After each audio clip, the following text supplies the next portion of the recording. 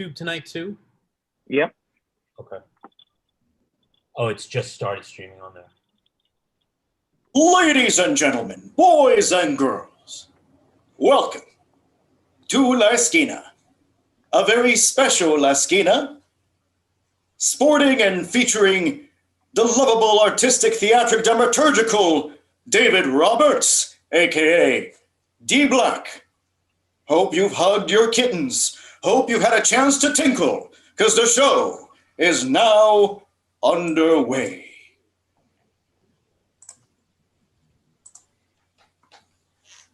All aboard! All aboard the 1235 Latin train leaving shortly for the representation station. Come on, come on, come on. Okay, people, tickets out, please. Tickets out, please. Thank you, thank you. Thank you. Oh, Mr. Leguizamo, yes, come in. I love Latin history for morons. Good stuff, good stuff. All right, here you go, here you go. J-Lo, hello, and oh, Ben, how you been? Tanto tiempo, mijo. Guess you were having second thoughts after seeing him in all that spandex. Just kidding, mija. Come on in, come on in, come on in, come on in. And I just want to say, Geely was not the most terrible movie. All right, folks. Tickets out, tickets out, tickets out, tickets out, tickets out. Oh, Mr. El Toro Benicio's already inside. Come on in. You two are not related? He's Puerto Rican and you're Mexican. Look, no matter. We're all familia here. Come on in, papi, come on in. Tickets, please. Tickets out, tickets out, tickets out.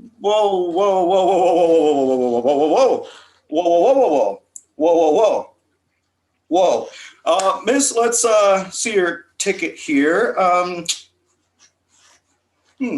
Amara la Negra. Are you related to Celia Cruz or some such? I don't know, maybe the complexion. Oh, yes, Mr. Bunny, please come right in. Cuidado con ese conejo malo. Listen, señorita, this is awkward, pero I can't let you in, as in I can't let you on the train. Sí. No. It's just a big misunderstanding. See, this ticket is no good for this train. See, this here behind me is the daylight train, and you booked a seat for the nighttime train. You gotta have to wait your turn. Hola, Rita, how you doing, mama? Beso. West Side Story was the best. Look, Amara, let me level with you. We worked very hard to even get a train like this, to take our people to the representation station. What? No, I mean our people, all of our people. You know, we come in all shapes, sizes, colors, textures, and income brackets over 6 figures. We never discriminate against those we define as Latin. We all the same. I mean, come on, que no tiene dinga, right? We're a beautiful blend of 3 harmoniously integrated races: Spaniard, Indigenous, and African. It's just more harmonious when the blend, you know, es más leche que café, sí, más caramelo que marrón, tú sabes, más de esto que de lo otro, más Inwood que Washington Heights. I know, it's very upsetting for everyone, but I don't make the rules. Lin-Manuel does. Don't get me wrong, black is beautiful in the background. Brown is just more in the foreground, and white is just right in the light. That's why it's the daytime train for what belongs center stage. All aboard the Latin train, heading for the representation station. Buenos días, buenas tardes, buenas noches, buenas cuando sea. Ladies and gentlemen, my name is Daniel Jose Gastambia Núñez Arriaga Costa Suárez Ceja Bubba Bird, but you can call me D-Bird. And I am so very excited to be joined tonight by a cadre of misfits, títeres, sinvergüenzas, and otherwise very difficult people to work with. But I will shepherd us through this evening. We have, as mentioned before, the incredible David Roberts, aka D Black, and also an assortment of wonderful, beautiful, gorgeous poets. Or is that just my reflection on the video? No, I assure you, we're going to have a good time focused on the themes of the day, the themes of our community, and otherwise just all sorts of hot messiness. And I look forward to all of it. The deep poems, the smush poems, the love poems, the nightmare poems, the poems you wrote maybe 50 minutes ago, just prior to the show, which is where really the best art percolates and comes together. But before moving on to the open mic, I want to turn it over to our resident cacique at the Cacique's Corner, the títere of títeres, the one and future cacique. Ladies and gentlemen, Mario Ponce Paga. Primeramente, buenas noches. Thank you to everyone for being here with us today. We took a little break because, COVID's a thing, and we have to take a break for mental health, taking care of ourselves, projects, and just family overall. So I just wanted to welcome everybody. Daniel, as always, you start somewhere and we don't know where the hell you're taking us, and then you come back full circle and do an amazing job. I think Nina Simone said it best when she said that an artist's duty is to reflect the times, and we shouldn't be scared about talking about what's happening in our community and how it's affecting nuestra gente. So yeah, let's write those poems. I'm sure in the next couple of days or weeks we're gonna be hearing poems about what's happening in the community with the decision that he who should not be named took within the Heights. And let's be better. I mean, at the end of the day, let's create our own stories and let's do a better job. There's no excuse. This is 2021. So when I hear excuses like that, it just sounds like bullshit. So bienvenido. Bring your hearts, bring an open mind, bring peace, and welcome to La Esquina Open Mic. Speaking of La Esquina Open Mic, would you like to say a few words about La Esquina Open Mic and the Títere Poets?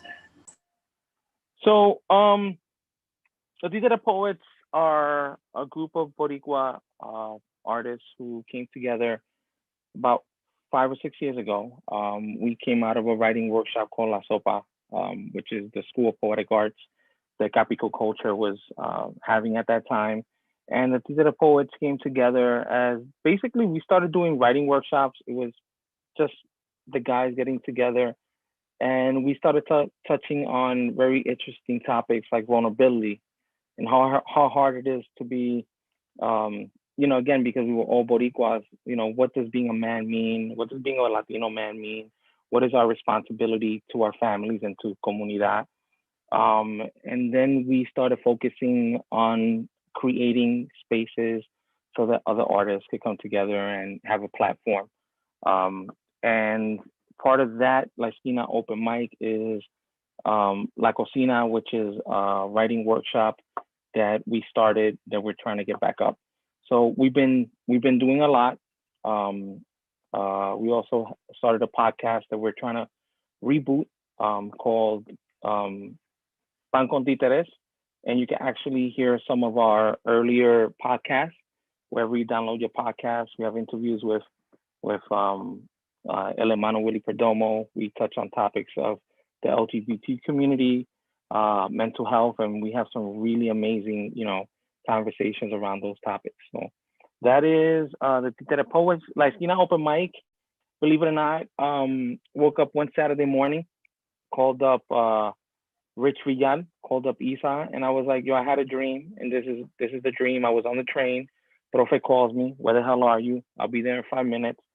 And I walk into this lounge and I automatically went up to the open mic and I was like, welcome to the open mic. And, and a couple of years later, we just said, let's do it. Let's start this platform. So hopefully in the next couple of months, we'll be live again. We're having those conversations. But for right now, we're focusing on Zoom. Thank you to everybody for showing up. This is the least nervous I've ever been explaining all those things. Usually I get tongue-tied, but it's, please, estás entre familia. We're in the kitchen having cafe, having conversations. So feel comfortable. And let's hear that poetry. I'm excited. Thank you, Generalissimo Cacique, for the oral history of La Esquina and the Títere Poets. You, my dear Cacique, can have all of the coffee. I will have all of the beer and whiskey, to each their own. Ladies and gentlemen, if you are here in my participants list, my presumption is you are here to get on the mic. If, however, you signed up by accident, you're trying to take a left at Albuquerque and took a right, just hit me up in the chat. Let me know that you'd be more comfortable not presenting tonight. Otherwise, I'm just going to be calling out these names. So have your poetic voices nicely lubricated and ready to go at a moment's notice.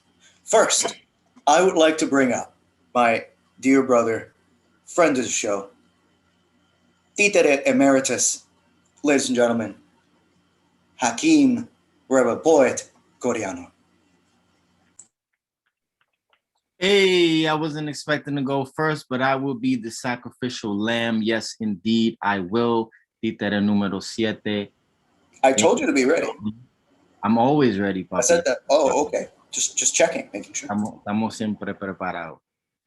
Yes. It's an honor and a pleasure to be here with all of you, my fellow títeres.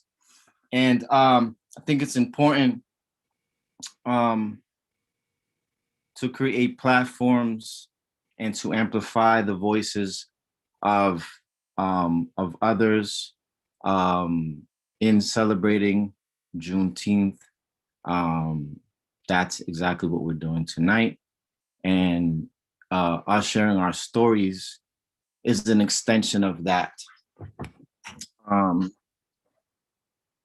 And I will just get right into it.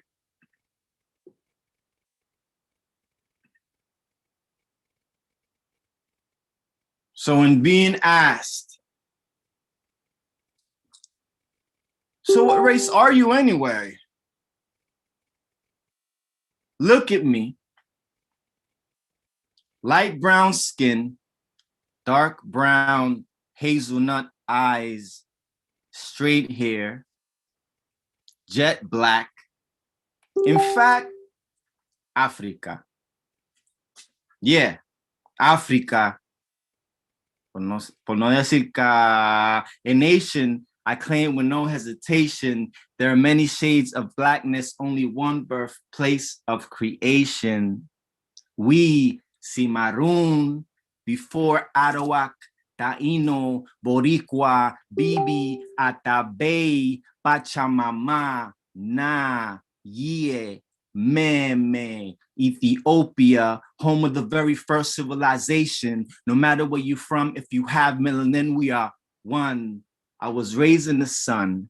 Mi abuelo was the son of a slave who never got the okay to say he was massa's child. As a child, I was led to believe that white was right, and because I was brown, I could stick around. Though they called me a spick, which means a speck of a Negro. Mijo, please, no te quiero con lo negro down the block. I was told to stick with my own flock. I never listened. At home, I was known as the black sheep. Deep respect for my mother for raising us all alone. I keep lessons I was taught, though I wrestled and fought against her beliefs when she would preach. In school, they did not teach me that the Taínos were actually Arawaks who migrated from South America in 900 BC, or that the Cro-Magnon man is not related to me. The Big Bang is a big scam. So it became apparent to me that history was fixed to make Afrocentric identity a mystery, and Egypt actually Kemet, which the Hyksos invaded to take credit for what darker people created. Construction of pyramids has been debated and associated with UFOs, never admitting this is wrong, as we all should know. There is no spook in the sky. I am not a race. Colonizers lie. A language or title, social construct entitled my origins, ancient papyrus, blue-black residue, son of Isis, Pan-African heritage, indigenous DNA, God's image made from clay. Look at yourself. If white is the absence of all color and black is the presence, what is your race anyway? Mi gente, my people, pa'lante siempre. Thank you for having me. Brother, you got another one in the tank? Always. Always. Folks, you can do one, you can do two, if that's your predilection. Just want to put that out there. All right, so take it away. Of course, we know that one thing is race and another thing is ethnicity, right? So since I did that piece, I think it only right to do where I'm from. I come from a island of mountains and slums, a paradise in the sun whose autonomy was undone in 1898 by the US, who use us as they please, exploiting our resources for corporate greed, tax haven for the wealthy, modern day colony where the Bill of Rights does not apply to natives. Commonwealth is just a lie they use to sedate us. You know the place. They call it Puerto Rico, Puerto Rico. Oh, y'all my people. Yo, a stolen land.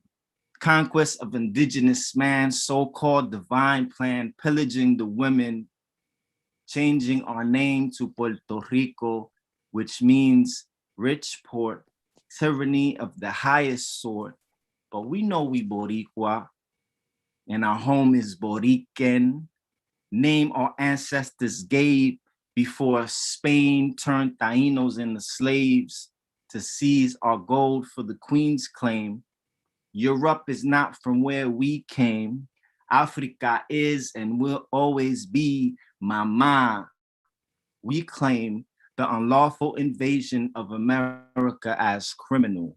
Exclaim libertad, libertad, freedom in the name of our people who fought against oppression with every drop of blood in their veins. Supreme Court decisions, familiar renditions, insular cases mandate all Puerto Ricans, inferior races, laws that are racist, still used to govern Caribbean island incorporated territory, where austerity measures have landed many in the cemetery.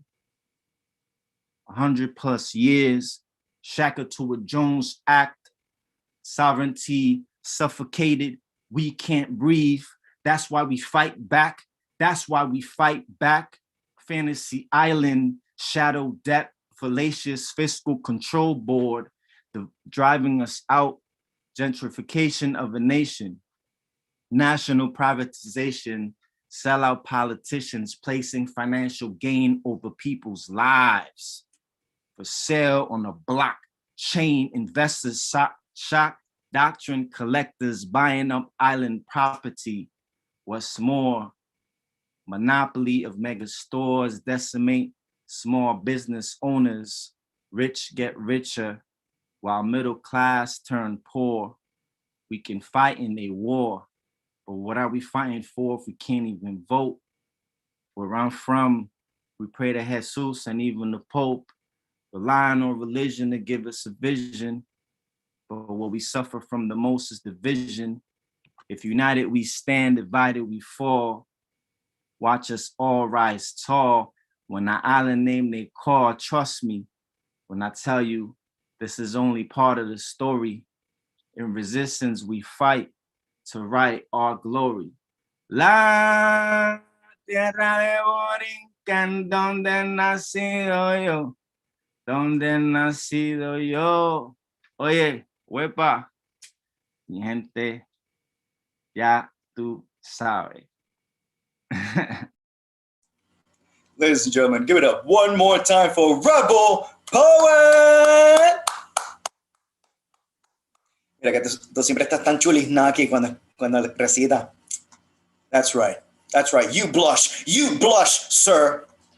Ladies and gentlemen, next up to the virtual stage is yet another thespian who is with us this evening. I had the pleasure just last week of seeing the sister on stage, just blowing things out of the water left and right. An amazing poet, an amazing artist, an amazing everything. Ladies and gentlemen, I am. Hi, everyone. I hope that everyone's good. How is everyone doing? Can you hear me? Good mía. All right, so I wrote this piece like a month ago. So here we go. It's two pieces. All right. Stay blind if you like. Call me abomination. With your Bible scriptures, don't know by heart, mistranslated. Like Miss Diamanda Galas once said, if you think I wear the cloak of filth, then let me tell you, baby, I wear it real good. Judge us while there's a sty in your eye. Call us devil spawn. I'll call your God genocide. With his names, you've hung, shot, raped, plagued, calling a burning concentration while you rot in self-loathing. Behind your sealed windows, locked doors, singing perverted lullabies to little boys. Second one is a continuation to the first one. On the Sabbath day, you took me to the woods.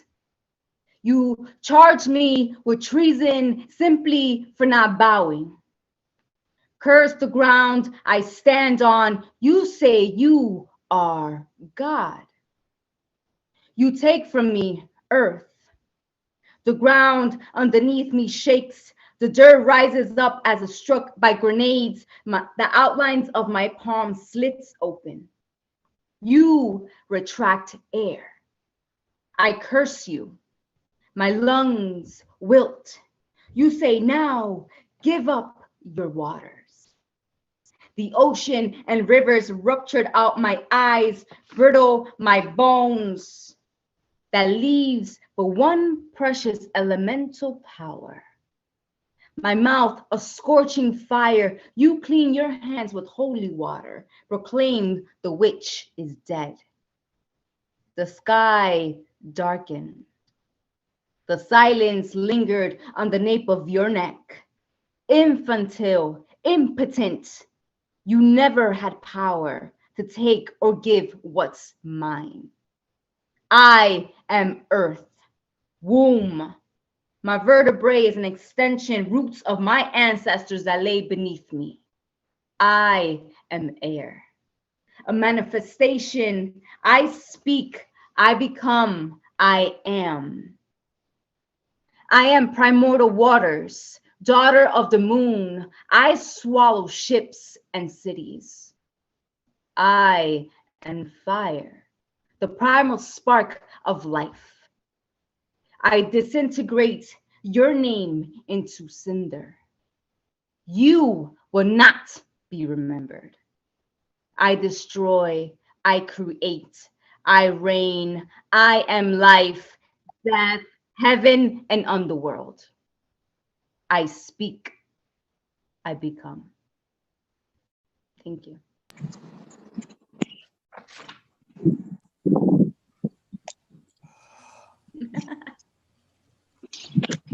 I feel just cosmologically, ontologically, internationally, universally, spiritually, brutally moved by your amazing poetry, as always. Give it up one more time for I Am, ladies and gentlemen.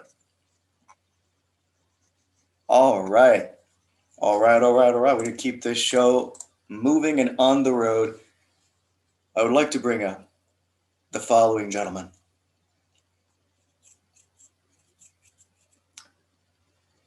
He does not doubt but he is a Thomas. Ladies and gentlemen, Thomas Connor.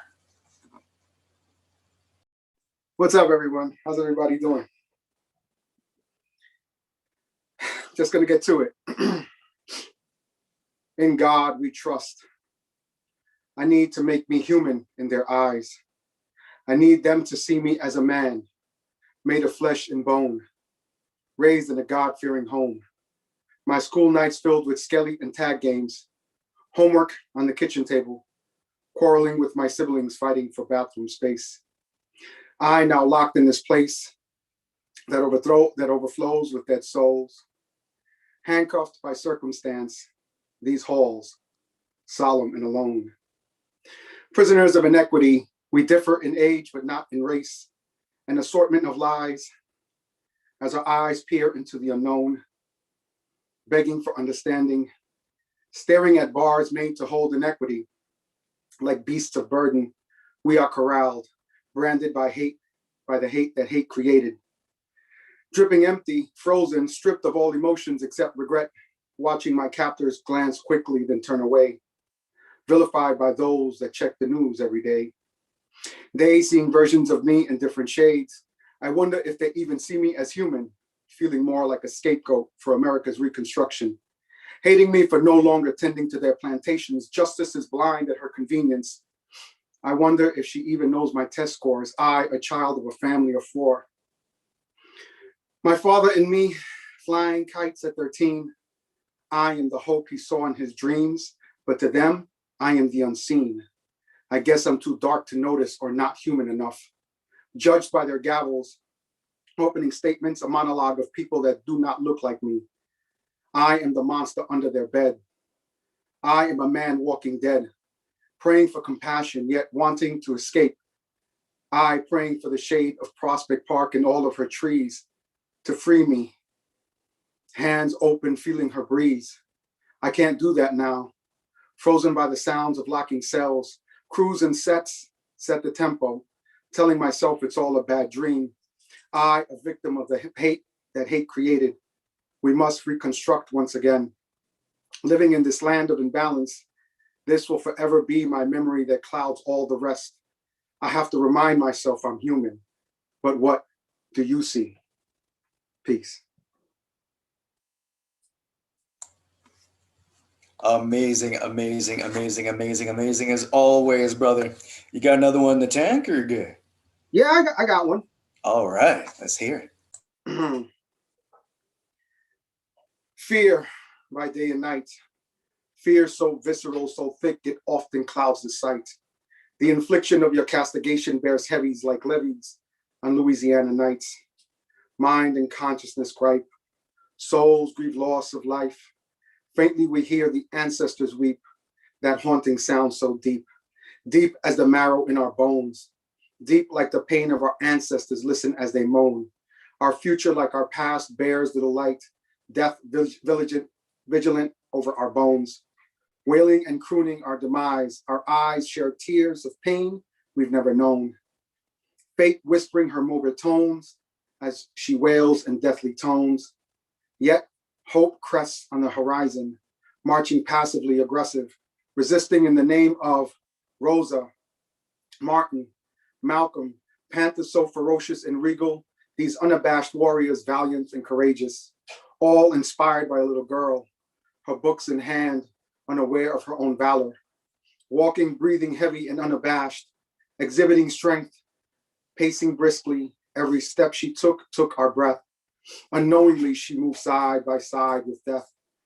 Books in hands, head ever so tilted slightly, yet she held it steady, etching her name into history, writing on the back of history, rewriting our history. She, the first freedom writer, as she wrote on the back of history, she was the voice of 4 murdered little girls that will forever be part of our history.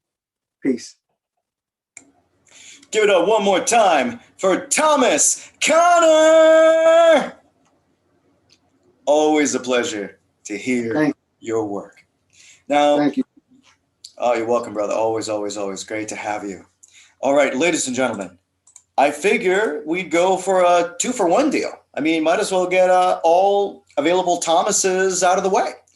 Ladies and gentlemen, Thomas Fucalora. All right. Good evening. Thank you so much.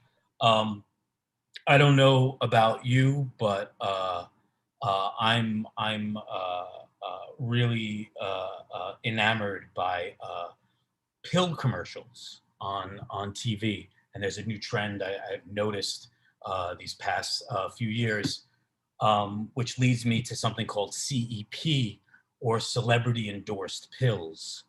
Celebrities are the new face of the pharmaceutical pill industrial complex of marketing industry. Celebrities will endorse your pills even if they don't take them. Just a smile and a nod, and you're off believing what these luminaries say while fucking with your own brain chemistry.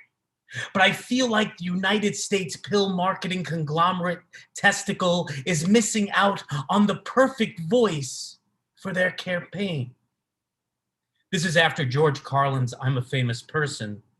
The title of this poem is PEP, or PEP, or Poet Endorsed Pills. Hello, my name is Thomas Fucaloro, and I'm a famous poet, and I'm damaged, and I'm for sale. Do you have a pill that needs promoting? Do you sell something that is accessible to all because of purchased FDA credentials that make money off of dependency?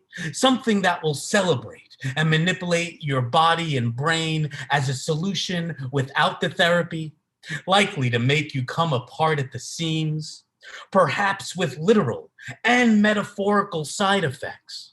Well, I'm here to help you. I'll take your pills and I'll sell it to them because they trust me, because I'm a famous poet and I am all sorts of fucked up. And then you would see small scored but muted commercialized vignettes of me gardening in my tomato garden and smiling, and then at the park laughing, feeding the pigeons, and then performing poetry in front of a crowd. But then the sun goes down and the vignettes, they get moodier, and I'm stepping on all the tomatoes in my garden while yelling at all the pigeons at the park and screaming my poetry in my room while my downstairs neighbor tells me to shut the fuck up. And I think that's really what the pharmaceutical drug television dealing government needs to do, is shut the fuck up. Wait, I feel as if I've gone too far. So I digress, and I will leave you with this oval-shaped thought to ingest. What came first? The egg, the bloom, the crawl, the hole, the manipulation, the poem, the pill, the poet? Or is it just the cracks? Thanks.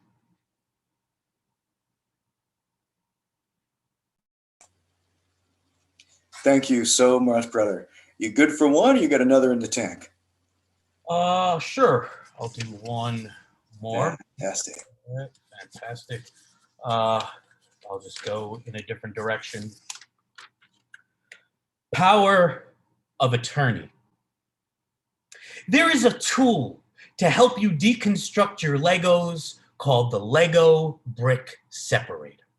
They didn't have this tool when I was 7 years old. My teeth served this purpose, and that is the problem. That is how I deal and deconstruct everything with my teeth. Am I taking care of my mom's needs or just putting on airs? I am so numb, even to my own BS. How can I be better? I sometimes forget how important caring for someone else is through it all. All these losses I have won, all these losses piled up. I forget sometimes that I need help.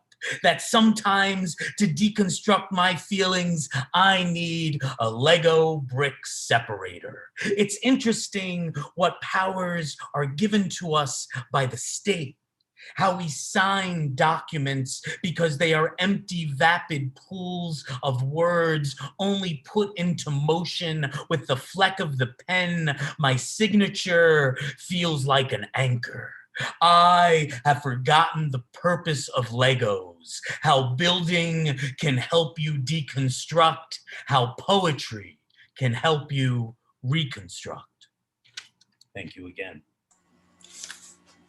Ladies and gentlemen, the outrageously talented and super famous Thomas Fuculoro. Another hand of applause. Now, don't air quote me. Wait, hold on. Look at the camera. Don't air quote me, sir. How dare you? In this fine establishment.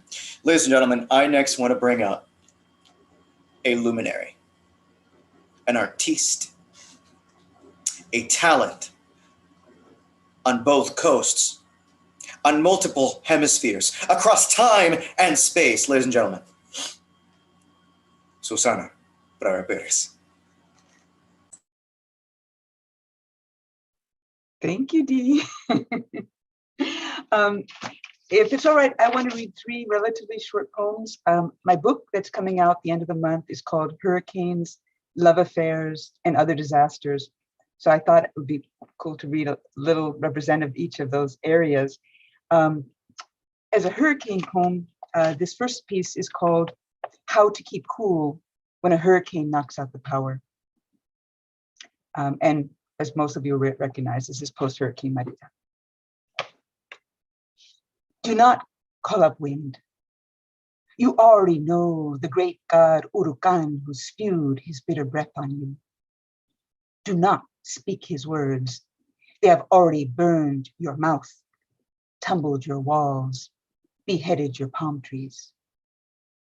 Do call up breeze, that delicate air found on wings of colibris and sea foam, scent of salitre, a trail of perfume in Yamaya's blue wake.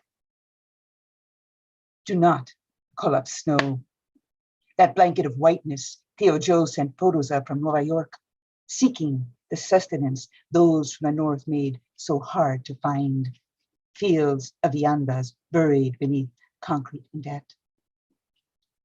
Do call upon the white sparkle of rain that doubles as drink and nurtures veiled roots.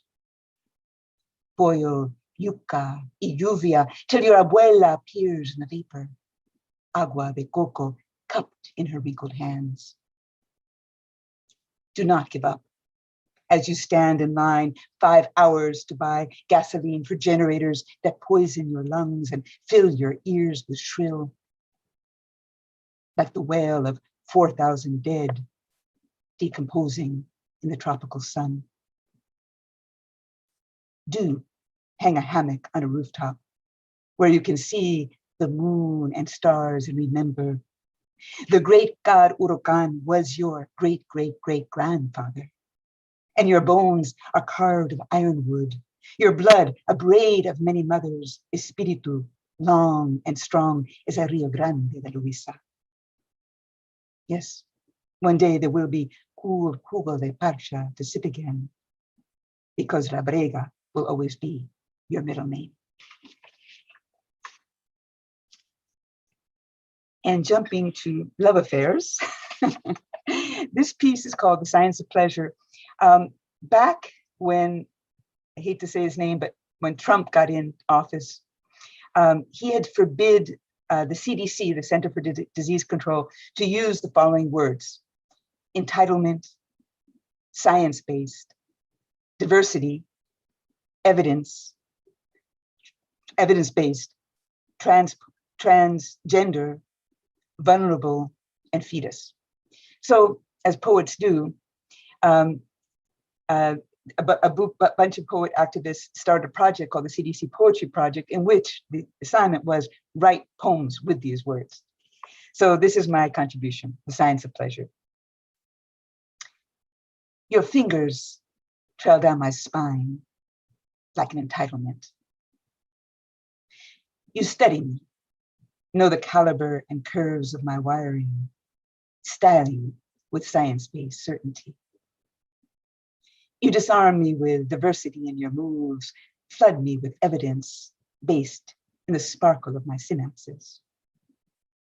You transmute me, transport me, engender effervescence, eruption, leave me drifting on lava, vulnerable as a fetus floating in its mama's womb. And I'll close with a disaster poem. There are many disasters in our world, but this particular disaster is the disaster that Rebel Poet was talking about, the disaster of colonialism. And this piece is called Commentary on the $72 billion Debt, A Short History of Puerto Rico. Your beauty was your downfall. Men with beards and arms, enamored by your riches, wanted you for themselves. Slew Tainos suckling at your breast. Swapped brown bodies with black ones ripped from your Ruba lands. Spewed seed across your fertile belly. Raised Cain and mulattoes. More men came with blue eyes and legalese protesting your rape. In your relief, you fell for tricks. They pimped you piously, got rich as you scavenged for scraps, begged for habichuelas while they hawked you to the highest bidder. And as you stand there, beautiful cheeks sunken with hunger, skirts dirty and shredded like palm fronds, they dare to tell you it's your own damn fault. Thank you. I'm going to drop a link to my book release, which is happening next Saturday, the 26th. I have the pleasure of having Tony Alderondo, Norm Maddox, Avacha, Sandra Garcia Rivera from the Bronx, and Violeta Orozco reading as my co-poets, and music by Madeleine Zayas and Fernando Torres. And we're going to have fun, so come by if you're free. Thank you. Dropping links, dropping bars, dropping beauty. Ladies and gentlemen, give it up one more time for Susana. All right, so if you check out the chat right now, you can see a link to order her wonderful book and a link to the book release event. Now, I want to do a quick check-in with the audience. We had some folks just joining us. If you're interested, actually, let me put that in reverse. If you're not interested in reading, hit me up in the chat. Let me know you do not want to be called on for the reading. So speak now, text now, or forever hold the pieces of my heart. Fine, be that way. Don't share your art, your majesty, your absolute beauty. I'll give you a moment. I'll give you a moment to rush to the chat and break my heart. I'll wait.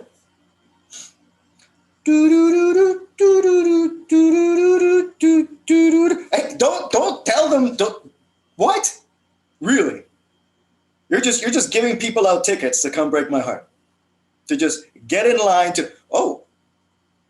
Okay, so far only one attendee, sir, has broken my heart. The other message specifically to say yes, which warms my poetic heart. Then, ipso facto, ergo, mutatis mutandis. Let me bring up the next poet to the stage. Ladies and gentlemen, boys and girls, niños y niñas, and yes, I'm buying time to look through this name in front of me. I would like to call forth. Uh-oh. Oh wait, they said yes, and then they disappeared from my list. That is bad form. That is bad form. To say yes and then disappear. That's just abandonment. It's triggering my underlying attachment issues. Can't have that. Can't have that. All right. Let's see. Jessica, are you ready? Hey guys. All right. Hey. Hold my breath for a second. Sorry, Hey, welcome. I'm trying to connect. Just give me 1 second. I'm trying to see if this video thing is working for me. Hey, wait, hold up. Let me fix this for a second. Hey, saludito mi gente linda, abrazotes desde Puerto Rico. Saludos, What's up? saludos. ¡Hueva! Eso. Hey guys, thank you for bringing me up on stage. Rebel, mucho amor, hermano. All right, I'm not gonna take up a lot of you guys' space because I want to hear everybody spit some shit 4, 5, 6 rounds, right? So I'm not gonna bore you all. I'm just gonna give you a little bit of love every couple poets. Let me see.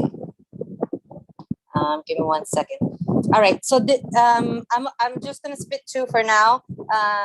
This one's a pretty old one. So here we go. We were already condemned before it all started. Those making the rules disguised as snakes and monkeys, claiming the lives of all our departed.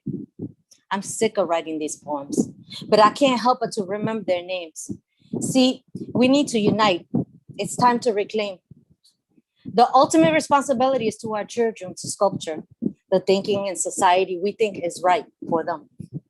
Mobilize. Hands that serve are holier than the lips that pray. Hands that serve. Those that serve. Fuck the blue. And fuck the church.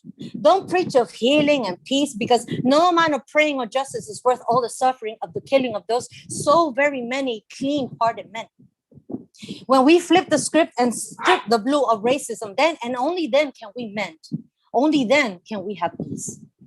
See, white privilege has trained them to be less sensitive to their fellows, not fellows, because they have nightmares filled with violence that excites them. While our mothers wake with streaming eyes of worrying about their babies chased by the blue. Kim, Chauvin, Brett, Timothy, Frank, Daniel, Darren, Michael, Karen. Do you know what it's like thinking that every siren you hear near or far is out for you? El racismo es racismo en cualquier jurisdicción. El privilegio blanco lo tienes tú. If that were your child, you'd fight with fists, teeth, weapons, and force.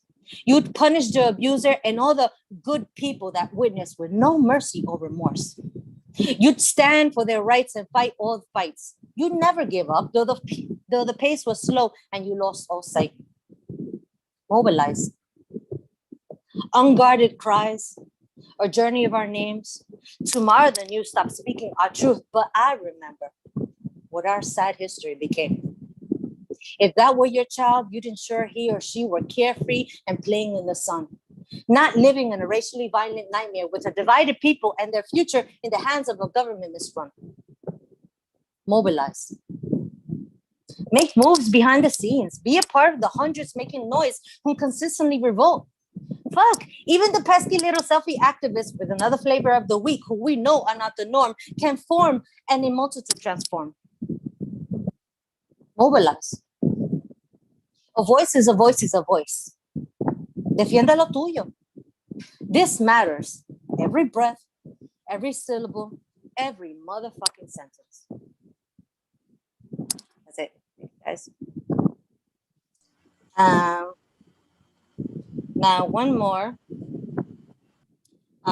This one's gonna be in Spanglish. I hope that's okay. And if not, learn to speak some Spanish. English is absolutely demanded. All right. Here we go. La silueta de esta mujer caribeña no es propiedad de nadie. Ni sumisa, ni tu cocinera, ni tus 50 sombras. Secretos sexuales hay, pero eso se gana. No soy flaca. Mi caderas tienen una historia. Mi cicatriz de parto otra bella historia. Las arrugas y canitas de esta mujer en su 4ª década también tienen historia. Yo no me tinto, no me gordo, ni rebajo por ti.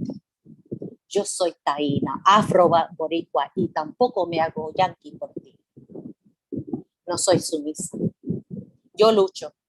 Yo apoyo a los demás. No soy frágil. No necesito que me cuiden. o tampoco que me guarden. Yo lloro, pero también me levanto. Yo aprendo y yo escucho.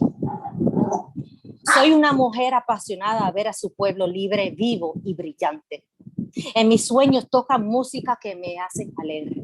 En mis sueños tocan música que me hace bailar. No soy obediente.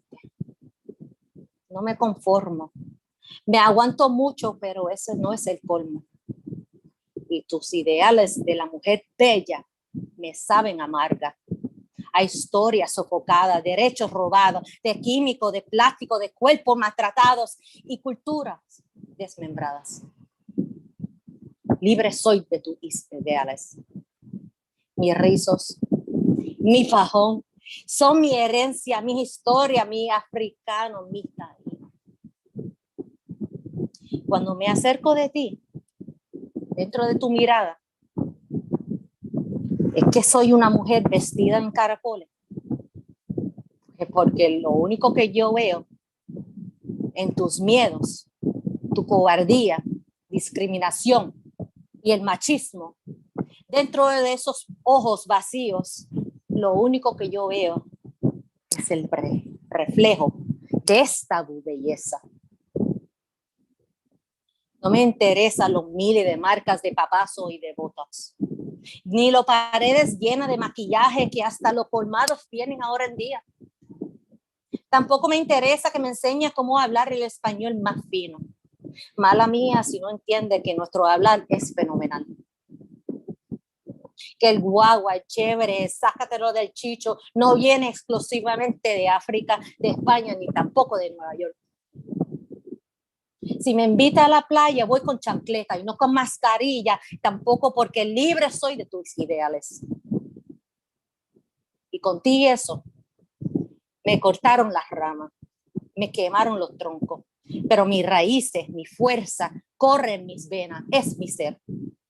Más te vale que te acostumbre, porque siempre siembro nuevas semillas, lo cual nunca podrás impedir, porque todo esto es algo que tú, el hombre mediocre, nunca lograrás tener. Es decir, soy cabrona, soy peligrosa, soy dama, pero también poderosa. Me subestimas. Sorry, no more run for me. Or maybe a little bit. Me subestima, pero tu chiste solo impresiona a los tontos. Tu arrogancia me toca como un apagón en la noche. Y en el silencio, el coro de tus coquís ahogan tus malintenciones. Recuerda que yo me alimento yo misma, pero tú necesitas a muchas para alimentar tus necesidades y el ego de tu masculinidad. Y en arroz con habichuela, esto es lo que hay. ¡Wow! ¡Wow! Diablo, mija, te la comiste. Te la comiste sin ketchup. Errón. Yo no... Well deserved. Me encabrona que tienes el ron en una tacita de café. Eso De es. café expreso, ¿viste? Damas y caballeros, niños y niñas, give it up one more time for Jessica Muñoz. Diablo, desde la madre patria. Se le quiere mucho, un abrazo y mucho cariño por ella. Wow. Wow, increíble, pero cierto, y nada más y nada menos que aquí en la esquina. Ladies and gentlemen, the next poet to the stage. When he goes hard. Ladies and gentlemen, we go hard. How you doing, Papi? Oh, I'm doing good, Nene, ¿y tú? All right, I want to be sure everybody can hear me. Be good, everybody. I'm gonna do this. I'm gonna do this piece because I was recently had a conversation with someone, and we got into a subject of when things go bad. So sometimes things go bad, but in order to get through some of those bad times or bad things or whatever, it always helps to remember about some of the good things, the good things. There's always good and there's always some bad, but don't forget there's good too. So this piece is called on that day. June 11th, 1988, the day I got married. It was a Saturday. It was the day before the Puerto Rican Day Parade. Now, I'm from Williamsburg in Brooklyn, near the borderline of Bushwick, just 2 blocks from Graham Avenue, La Avenida de Puerto Rico. If you're from around here, you know we get that party popping starting like the week before. You simply cannot imagine the level of el orgullo that swells the hearts of countless islanders on that day. From over here and over there too. De allá y de aquí también. It's all good. On that day, we pledged our love to one another at the altar of Transfiguration Church. The love of my life and I making our way out the doors leading to Marcy Avenue, taking our very first steps on the way to today. Beneath that cloudless sky, sun shining, an umbrella would have still come in handy though. The moment we stepped out into the sun's embracing rays, it began raining rice from every direction. My abuelita en her rollosito, que Dios la bendiga, cheering for us on the steps of the church, hurling her rice like a major league outfielder. The joy in her still lucid hazel-colored eyes nearly breaks me as emotions begin to well up inside me. But I compose myself just before we hop into the limo. Friends and family on the steps of the church and in the street, sending us off, waving. I could see the joy beaming on their faces. I could feel the love emanating from deep within their hearts.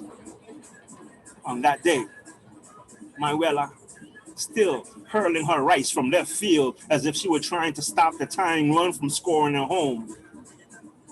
Oh, how I miss everything about her.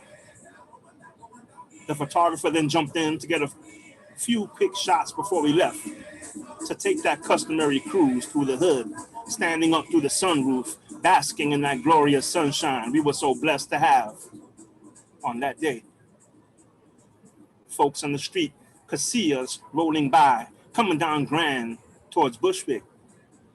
Once you reach the intersection where Grand Street and Graham Avenue meet, you have reached the veritable borderline between Italy and Puerto Rico.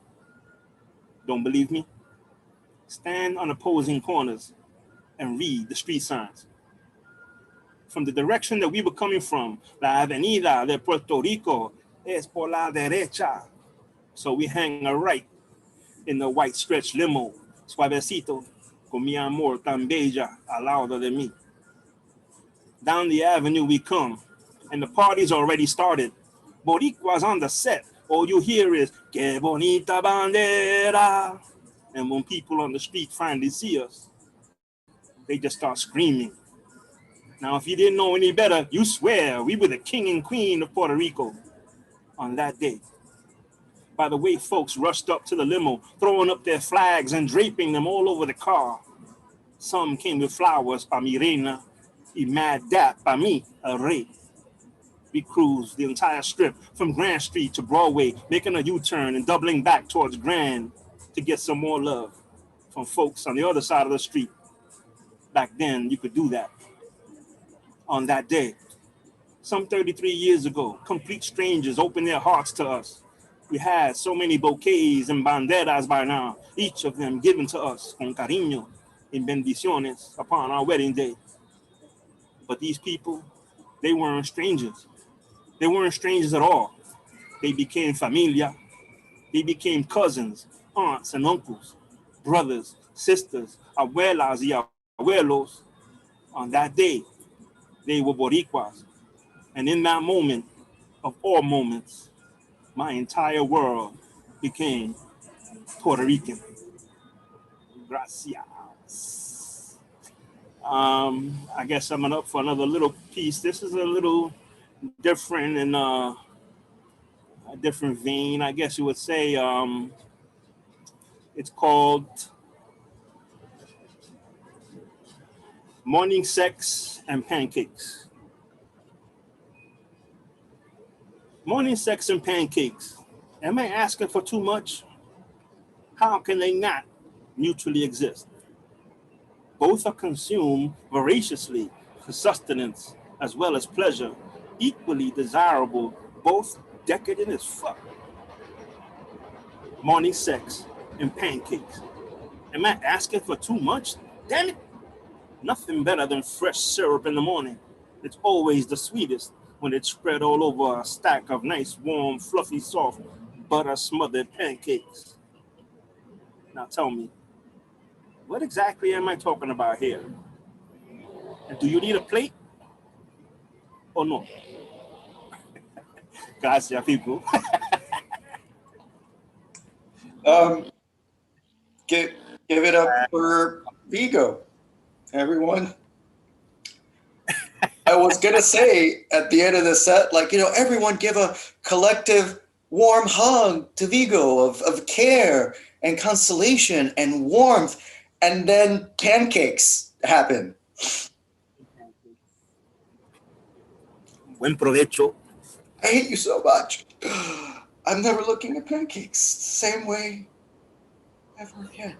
Give it up one more time for Vigo Hard on the plate. Ladies and gentlemen, Take care, Papa. next.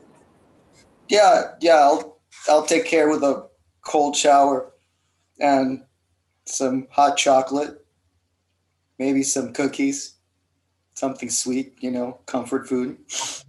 While I cope with all these complex feelings. What you need is this, puppy. That's what you need. Wow. Well, I mean, unless you're sharing or selling, we'll have a conversation offline. Off call, as it were. Next poet to the stage. I've heard this sister recite a couple of times before. Wonderful, terrific poet. I want to welcome tonight Victoria Bañales. Thank you. I'm so honored to be here in the presence of all these amazing Boricuas. I'm all the way in California. It's different out here, so it's such a treat for me to join you all. And I'm like, they're gonna go in person. I won't be able to join you anymore, but I'll take advantage of any time I can get when you guys are online. I dropped something in the chat. I have a journal out here I was so honored last time I joined you all. I managed to get a few of you to submit. So if you check out our journal, if you go to our website, Thomas is included and Isa is included. And so it's cool. So if you have some stuff you want to submit, deadlines it's in December, so lots of time. Anyways, this is a poem I just wrote. It's called "To the Rich White Lady Who Told My Mexican Father to Get a Vasectomy." It's a true story. Of course you were civilized, offering the poor Mexican man the chance of a lifetime, a lifeline, a personal loan, a down payment for a home, every immigrant's dream. El sueño americano. I will help him, you said. You watched over him like an angel, hunched over, beads of sweat trailing down his neck, strong calloused hands tending your sprawling garden, tenderly trimming hedges, planting seedlings and bulbs, adding nutrients to soil, watching a heavenly garden grow, the plants smiling and thanking him. You watched intently, thought about their kind, their proclivity to procreate. 3 + 1 is 1 too many. You frowned, thought hard about this difficult dilemma. But you were kind, you were civilized. The white woman's burden. I will help him, you said. A halo you imagined crowning your head, a stairway to heaven. A simple operation, very simple, you said. Your smile whiter than the halo on your head. In exchange for a loan, a down payment for a home. You watched the poor Mexican man, Your smile wider than the halo on your head. You thought, you envisioned the poor Mexican man, eyes radiating, brighter than the sun, stained baseball cap pressed against his sweaty chest, bowing low and lowly like a page in a palace, addressing a queen. Gracias, patrona, gracias, you are so generous. But there's a storm on the horizon, a trombo, arrives without warning. You watch how it crashes down, crushes your Garden of Eden. You watch like a watchtower amidst angry dark skies. You watch dirty hands hand back glossy pamphlets. You watch head rotate in the wrong direction, like a jack-in-a-box. Your halo shattered like shrapnel. You tower over him, hot as hell, eyes aflame, a Mexican simpleton, you think, more ignorant and backwards than you previously thought over the years. And you do not live to see over the years how the poor Mexican man's children fare in the world, how they grow tall and strong like Jack's beanstalk, of good stock, joyous to be alive and fed, their tendrils expanding, reaching for the heavenly sun. You do not live to see over the years how the poor Mexican man's children earn bachelor's, master's, doctorates, 11 university degrees total. And so, to the rich white lady who told my Mexican father to get a vasectomy, I have 2 words for you. The first starts with an F, and the second starts with a Y. But I'll spare you the unpleasantries because, unlike you, I know how to be civilized. Thank you. Barras. Barras termonucleares. You got another one in the tank, sister? Oh, I always have lots of poems here. All right. Okay, I wrote this one right before Joe Biden's election. Is like the law of attraction, right? Put it out there, hope to get Donald Trump out. It's called The Devil's Fruit. Fat cats in MAGA hats gather around DC, 1600 Pennsylvania Avenue Northwest. In fine, elegant attire, they arrive, dressed to kill, dressed to impress. They grin, they gripe, ready to dine, ready to fight. Fat cats in MAGA hats eat fresh green salad. Farm workers plant romaine, iceberg, and red leaf lettuce. Fat cats in MAGA hats sip fine sparkling wine. Farm workers harvest Cabernet, Chardonnay, and Merlot grapes. Fat cats in MAGA hats lick cool strawberry sorbet. Farm workers pick the prickly red fruit, la fruta del diablo, as the farm workers say. But the devil's fruit is in the fat cats. We'll end DACA, they shout. We'll cut asylum, they toast. We'll halt H-1B visas, they cheer. We'll close the border, they rejoice. We'll call them rapists, they snarl. We'll throw them in cages, they sneer. We'll build a wall, they howl. We'll wave a Bible, they preach. Their fiery eyes roll back in ecstasy, burning. Their foamy mouths sprout fangs, threatening. Their deadly hands release sharp claws, menacing, ready to burn, eviscerate, and maim, ready to swim in a sea of red, ready to make America great again.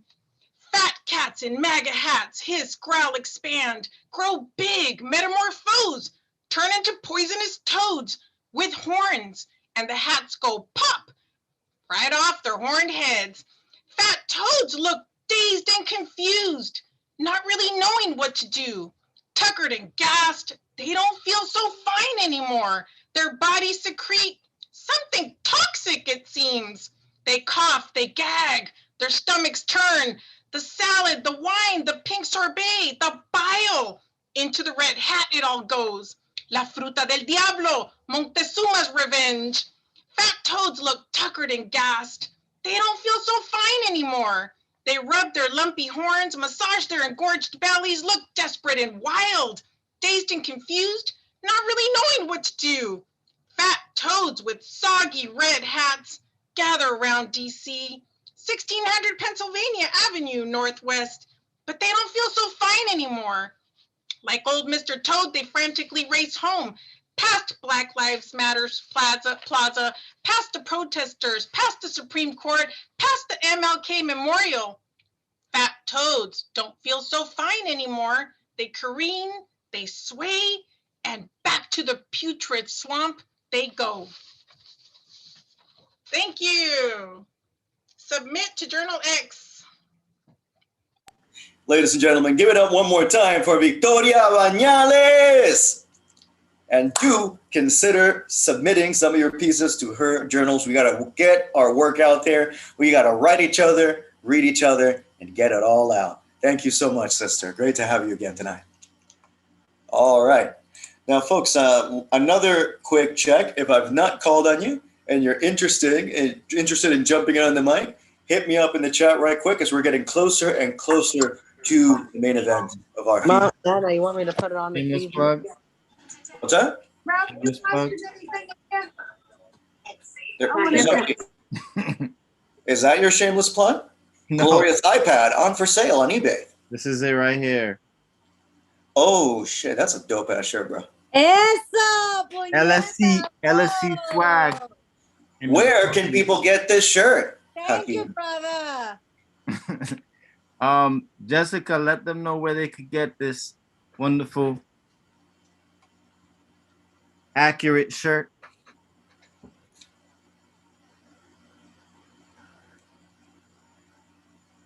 There's an IG page, I believe, LSC swag. Yeah, thank you. Thank you. And thanks for sharing the love. Yes, so I have a shop. It's a social justice brand. Most or if not all of our stuff is ethically sourced, ethically manufactured, organic, recycled, upcycled. If not, at least at minimal eco-friendly. It's LSC Swag, mi gente. Look it up. It's LSC Swag on all social media pages. Also, lscswag.com. También hay que decir that a portion of the proceeds do go back to the local communities aquí in Puerto Rico doing the good work. The nonprofits doing all the legwork. Mi gente, we have to support our own. So thank you, Rebel. Thanks for always looking out. Te adoro. Amen, amen. Feel free to put the link in the chat, sister. That way folks can click through it and check out your merch. Dale, gracias. Claro, claro. Pa'lante, siempre pa'lante. All right, ladies and gentlemen, I want to once again bring back the cacique of the Títere poets, who will regale us with some poetry. And maybe have maybe a book to plug. Shameless plug. I don't know what you're talking about. Primeramente, buenas noches de nuevo. My name is Mario Jose Pagan Morales. I am a Títere poet.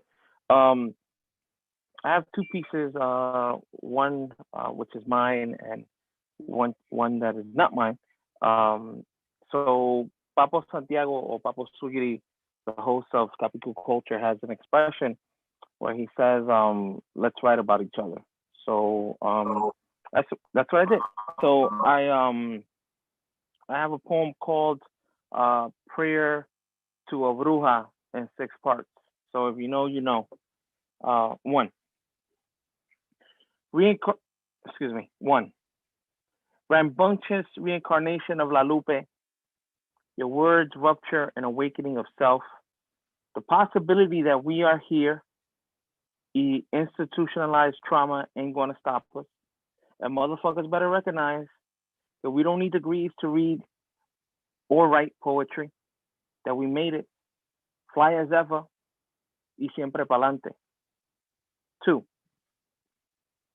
Brooklyn-born body, psychoanalytical brewer of sancocho from scratch, y black on black, sobreviviente of vida, te pareces a Ángela, Anaís, Juana, Antolina, Rosa, Edmira, Nin, y Culmet. Yes, you, among us, asesina, Spitfire and Bomba, mother of the sun, you, always you. 3. Abuelas bailarinas, dulzura quisqueyana, from la distancia, your lilac hair beat silhouette into palms, spellcaster, and speaker of self, wallet size jodienda, you quiet tormenta, mil veces gracias for understanding mis locuras and shining light, hermana. 4. The streets of Nueva York me tienen loco with the same pregunta que a dónde carajo te has ido. 75th Street hangs on the corner of Broadway with a sign that reads, if you see this girl, can you tell her where I am? I tell them New Orleans is an enchantress and the wine sherry intoxicating. You've been playing bomba with the ancestors in Congo Square with your wild hair and inner peace, pero siempre con el ojo on me. 5. You found us in tiniebla, my silver hair crone siempre presente, whispering secretos forgotten about colonization of life y qué lindo it is to be free. Y recuerda your dream, el río, and safeguard your heart, and don't let anyone touch your crown and say, Mother of abundance, hija de la luna, walker of the in-between, hija de Yemaya y Shango, guardian of our little treasure, siento ser afortunado of your laughter. 6. The Eguns told me que you cuidarás de mí. That storyteller will be your surname. A phoenix, reborn into Cuervo, spellcaster, and ravenous keeper of the secrets they kept from us. Breaker of cadenas, a reconstructor of what has been lost. Gracias. So, I have a library, like we all have libraries, right? And I have all these books, and I began reading them because sometimes we collect books just to collect them. So I came across this poem, believe it or not, of Victor Hernandez Cruz, called "The Problem with Hurricanes," and I've been reading it over and over and over again. And this is how my mind works. This is the bird on La Isla, having a conversation with a campesino. So this is what this poem is. Problem with hurricanes. El campesino looked at the air and told me, with hurricanes, it's not the wind or the noise or the water. I'll tell you, he said, it's the mangoes, the avocados, the green plantains, and the bananas flying into town like projectiles. How would your family feel if they had to tell the generations that you got killed by a flying banana? Death by drowning has honor. If death by throwing has honor, if the wind picked you up and slammed you against a mountain boulder, this would not carry shame. But to suffer a mango smashing your skull or a plantain hitting your temple at 70 miles per hour is the ultimate disgrace.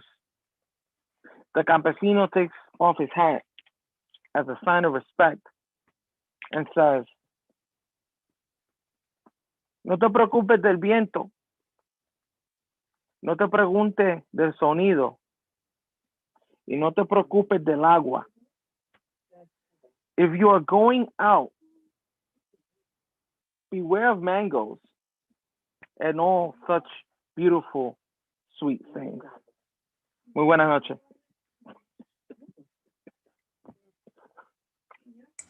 Out! Out of this virtual room. I was wondering, why do I feel so cold all of a sudden? I need to get multiple scarves to cope with that orbital deep space strike with a mango. When I was reading that poem, I was dying. I was like, how do you even come up with this poem? Give it up for this sinvergüenza, ladies and gentlemen. Ponce, that's it. Ponce wins. He wins the evening. It wasn't even a competition, but he wins the evening. For folks who are not aware, I had Mario read at my book launch last year, and when he read the preface to my book, and I mentioned how I would pick mangoes for my family and I would prepare them and curry them, but I didn't like them myself. No, hush you, Mark. Hush you with your mango pizza. And when this mequetrefe right here read my mango story, he wrote an entire 10-minute set on mangoes. Mangoes. Just to scorn me. I broke into hives and had allergies virtually. And I'm not even allergic to mangoes. I'm just a manganzón. Plain and simple. Puro y sencillo. Give it up one more time for Ponce, ladies and gentlemen. Now, I want to bring up, last but not least among the open micers, our dear sister, the public manager and corraller of the Títere Poets, Isa Guzman. Hi, everyone. Yes, I'm currently working double shift right now, doing the online stuff and now reciting a poem to you, or two poems out. It is lovely to see everyone. It's lovely to be back. Thank you all for coming as always. Love you all. You've all been amazing tonight. I'm going to recite two pieces, one that I just wrote while I was sitting here, and another while I wrote a few days ago. Come with me, after Give It Up by Franz Kafka. Muy temprano en la mañana, the streets damp, lleno de basura y abandonado. Yo estaba caminando to the station. The sun wasn't up, but the shutters were, y los cuerpos de hombres were shambling in haze. As I gazed at my broken watch, I realized algo, y una tembleque me cogió. And I had to run screaming, and in that screaming, yo ni sabía a dónde estaba corriendo. Luckily, or should I say unluckily, a cop was nearby. Corrí hacia él, and coughing with my hands to my throat, I asked him who I was. He smiled something and said, "You okay there, buddy?" I said, "Are you okay? Are you okay?" Sí, pero where am I? Who am I? I asked, "Who am I?" Come with me, buddy. Hey, come with me, he said, suddenly jerking at my arm. Como lo personas in on a joke I never found funny.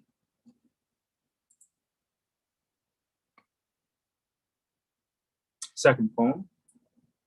This is to a small park nearby that used to be the old Domino Sugar Factory. The poem's titled Domino Park. The edge of the East River se llama chasm.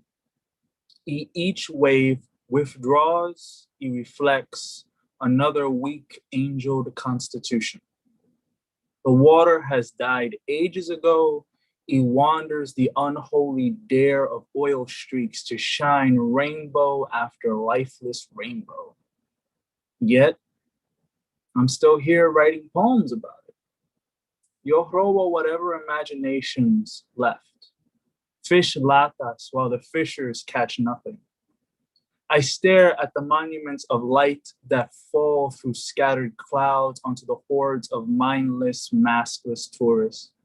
I stare at the canvas that is the Williamsburg Bridge with its corrosions of spray paint y brea portraits de Federico Garcia Lorca. Y imagino el concepto de home is somewhere in the noise of backed up cars and children playing along the boardwalk here. Here, where the ghosts of warehouses y olor de cotton candy still linger. Aquí, donde todas las memorias conspire questions. How long do I stay aquí? Where will I sleep, finally? Who murmurs history? Who left their bag on the bench? Thank you so much. Give it up one more time for the public manager and rabble-rouser and corraller of the Títere Poets, Isa Guzman. All right. All right, ladies and gentlemen. I believe, oh, wait, it seems like we have one more open micer coming up to the stage. Apparently, ladies and gentlemen, Reginald McGee III.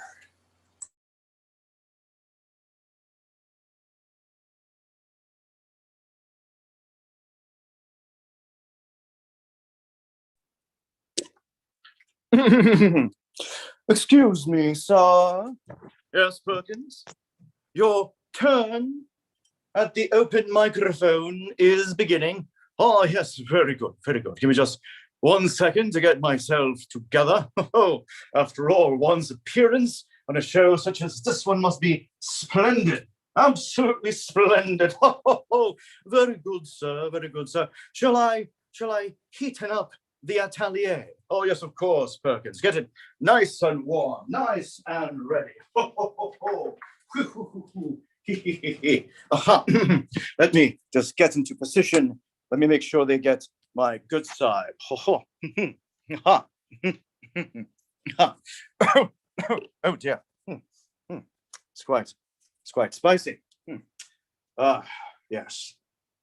Nothing like a good old bourbon to wrap up the evening.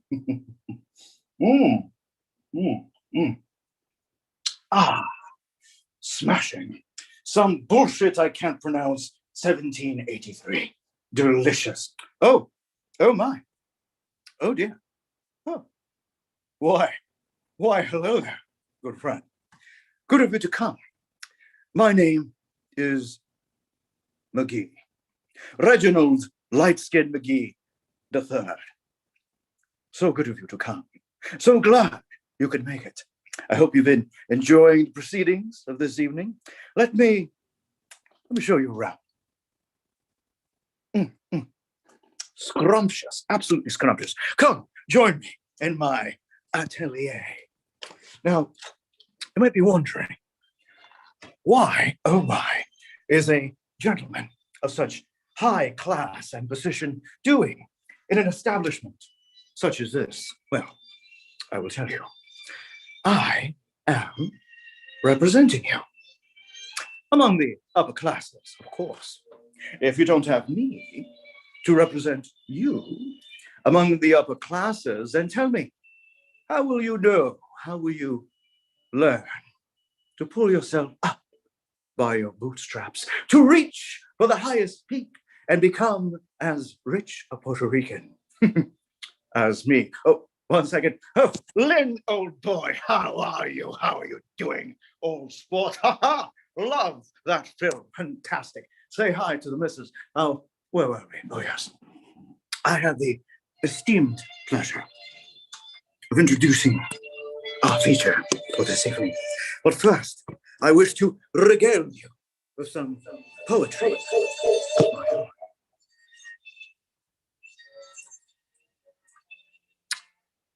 This is entitled Fuckboy Anthem. I do hope you enjoy it. Yo no sé mañana, si estaremos juntos, si se acaba el mundo. Yo no sé si soy para ti, si será para mí, si lleguemos a amarnos, odiarnos. Yo no sé mañana, quién va a estar aquí. Oh, wait a minute, hold on, but I don't know about tomorrow. if we'll be together, if the world will end. That's a little extreme, don't you think? Like, that's essentially what he's saying. I'm never seeing you again. Imagine tomorrow is the end of the world and every motherfucker is dead. Oh, yes, every motherfucker. And you ain't never seeing me again. Not because I will climb out your window in the morning dew and leave you wondering if those 3 dancing dots on your phone will ever materialize into hello. No, no, no, because I have forsaken you. Don't just imagine I'm dead. Imagine I, you, your family, your loved ones, your friends, your enemies, your frenemies, all them motherfuckers are dead. That's how bad I ghosted you. I ghosted you so bad, it'll accelerate climate change. It'll bring forth an asteroid from outer space to crash into this planet. And I don't know if I'm for you. I don't know if you're for me, if we'll wind up loving or hating each other. I don't know about tomorrow. If I'll even be here. I don't even know who I am. Do you? Is that why you come on knocking on my phone late at night? Because you don't know who you are, but you feel that maybe if you are with someone, you will not lose yourself. But my dear, you've already lost yourself to me. That is why I sing this song for you. The fuck boy. And thank you. Thank you. Thank you so much. I hope you enjoyed that ditty. I wrote it 5 minutes ago. You hear that, Willie? Scrumptious, scrumptious. Now, without further ado, allow me to introduce the feature for our evening by reciting the biography that he has sent me, which I am reading from this prompter right in front of me. Ladies and gentlemen, David Roberts, aka D Black, a Bronx native actor, a thespian, a writer, a auteur, and poet who has graced venues such as the Apollo, NJ-PAC, the African Burial Grounds, the New York Poets Cafe, and Symphony Space. D Black is also a 2018 Aldelco Award winner for Best Dramatic Lead in a Play. He has starred in Orange is the New Black, Blacklist, there's a lot of black on this list, Daredevil, Wu-Tang, The American Saga, FBI Most Wanted, Blue Bloods, and the off-Broadway sensation, Black Angels over Tuskegee. His poem, I Apologize, hit over 10 million views on Facebook and is still climbing. Give a warm welcome to D Black. Hey, peace, family. Peace, peace, peace. Peace, D-Bird. Peace, man. Thank you for having me in your space. Really, really, really happy to be here. As stated, my name is David Roberts. I'm an actor, spoken word artist. In spoken word, I go by the name D Black, and I'm going to do some poems for y'all. Hope y'all enjoy it. Thank you for having me here. Appreciate y'all. Hey, Vigo. Peace, y'all. Peace. The name of this first one is entitled The Essence.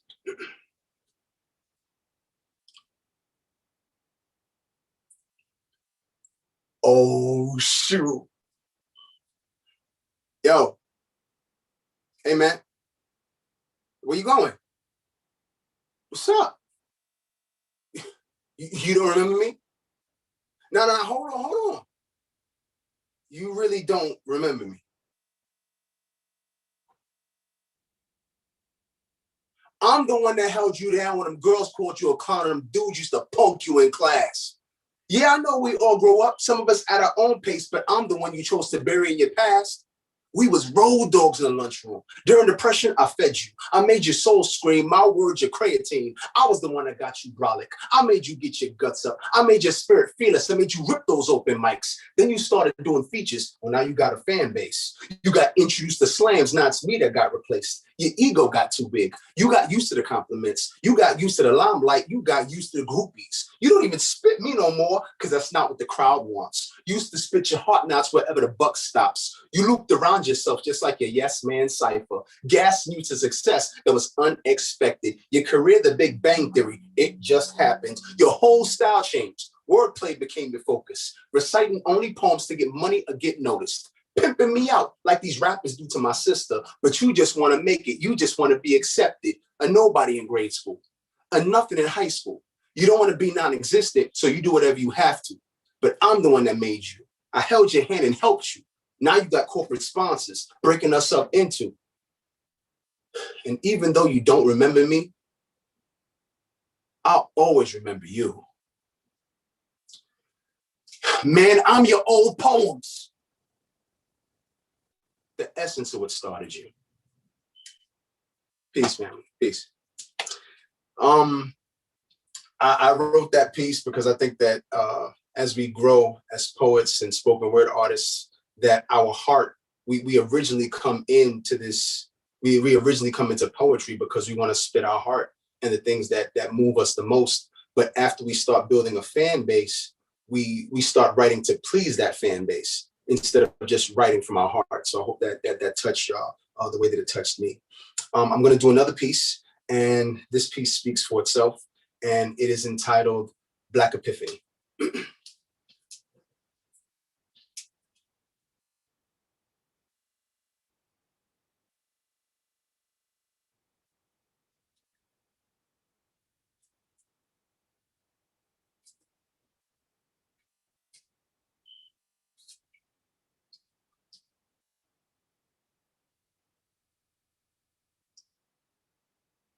I understand now. As I walk this last green mile called America, I understand now. You see me and bear witness to a pot of gold that you could never lay your hands on. A priceless precious, a rebellious ravage, a stupendous symphony. Go ahead, call us savage. Call us mammy, call us boy, call us anything but predecessor. Similar organs, wrong color, worthy of mistreatment. In Texas, they lynch Negroes. And that's what you do to me on a daily basis, but I digress. Let's talk equality unequal, similarities unimportant. My hue leads to questions that I find intrusive, like, where are you headed to this time of night? You live around here? Police patrol melanin because the dominants say so. When you don't need blacks as slaves, they become extra cargo. How do population minorities become majorities in jail? If all blacks were dead, what donkey would you pin the tail? Oh, but you love pinning me. Under your prison, under your system, under your jail, under your vision. Allow me to help you decode our DNA encryption. We be physical reminders of a history that you can't shake. Panther-colored crystals, resilience run amok. Fist raised in the air, yelling that in God we trust, louder than you can fathom. And this ain't even a poem, this is a rant with rhythm. Limericks leaving lashes, bullets that lower backs, hot coals on eyelids.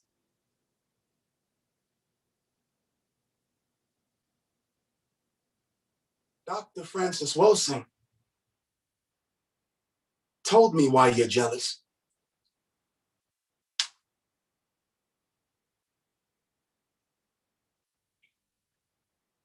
But sacrificing me, George, Brianna, Fred, Sandra, Tamir, Amadou, Oscar, and countless others will never bring you closer to the erasing of your insecurities. Peace, family. The next piece that I'm about to do is a oldie, but I think it still speaks volumes. I usually like to ask these 3 questions before I recite it. Question number 1: how many people have ever read the book To Kill a Mockingbird? I'll wait for at least one yes. I hope there's one yes in order for me to move on with the piece. Once again, how many people have ever read the book To Kill a Mockingbird? Has anyone ever read it? Maybe I'll probably go to another piece then. Okay. There are multiple thumbs up. Oh yeah. Okay, cool. All right, cool. All right. Number 2, how many people have ever read the book The Adventures of Huckleberry Finn? Yes. Great. And last question. How many people have ever read the book The World's Great Men of Color? Perfect. The name of this piece is entitled Curriculum.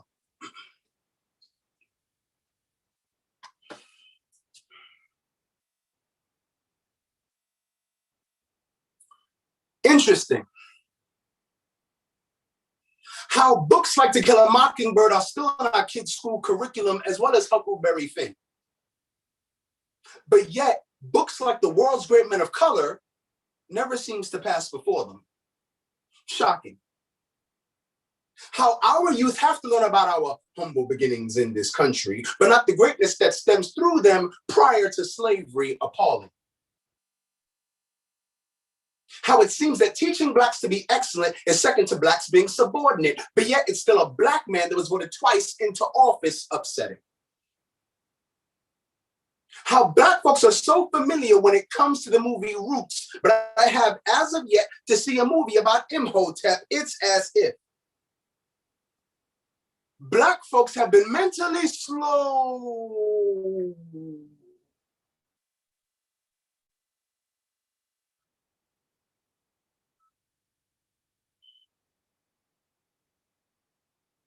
Yeah.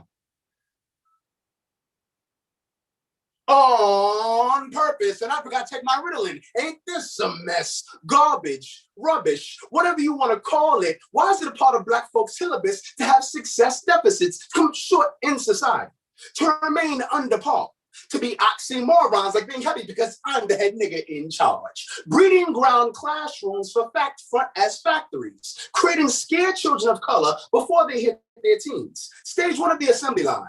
Make youth used to being called niggas. American classics demeaning blacks help the youth to do this. Stage 2, make sure that their history begins with nothing other than slavery. You see, limiting one's greatness heightens insecurity. Stage 3, promote material wealth as their only means of salvation, making them hamsters in circles, chasing man-made paper. And before you know it, they'll have you eating putty out of their hands. Because history won't begin with our greatness, but with their grandstand. And then you'll wonder why black folks watch movies like King Kong and can't make the correlation. And then you'll wonder why black folks watch movies like District 9 and can't make the correlation. And then you'll wonder why black folks watch movies like Avatar and can't make the correlation. And I wonder why black folks watch movies like Django and laugh at the sensitive parts. I wonder if they brought back the original movie Birth of a Nation, how many black folks would support? Oh, I can see it now. Black folks sit in the crowd, just nudging each other in the arm. Hey, yo, nigga, that look like your mom. Yo, shut up, nigga, I look like you. And that's how we do. We have been taught that our beginnings are less than dirt, so we treat each other like granite. Below the surface, terracotta spitting on our pyramids. But like Jay-Z to Sean Carter, you can't have one without the other. So tell me, why would you give a book to a black child about black pain, but not give him a book about the black success that came before it? Peace.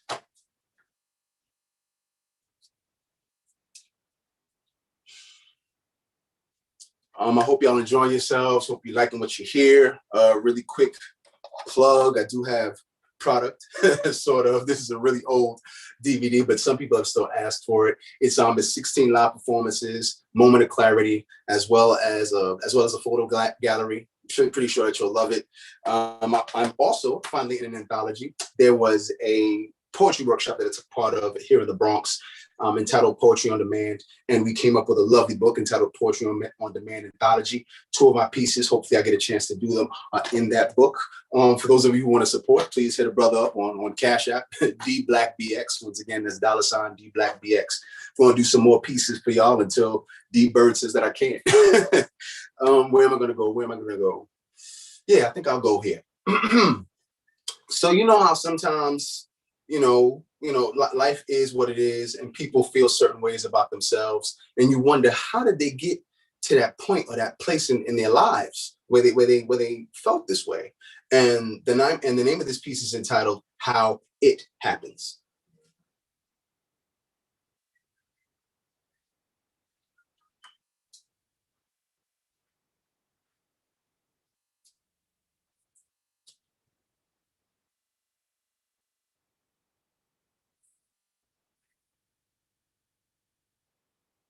The first glance. The greeting. The first impression. The conversation. The swapping of phone numbers. The phone call. The phone conversation. The texting. The sexting. The date invitation. Yes. The acceptance. The date. The walks. The talks. The first kiss. The good nights. The sex. Oh, yes, the sex. The honeymoon. Before the marriage. The future dates. The sleepovers. The misunderstandings. The fights. That's not what I said. The I love yous. The proposal. Yes. The acceptance. The wedding day. The kids. The joy.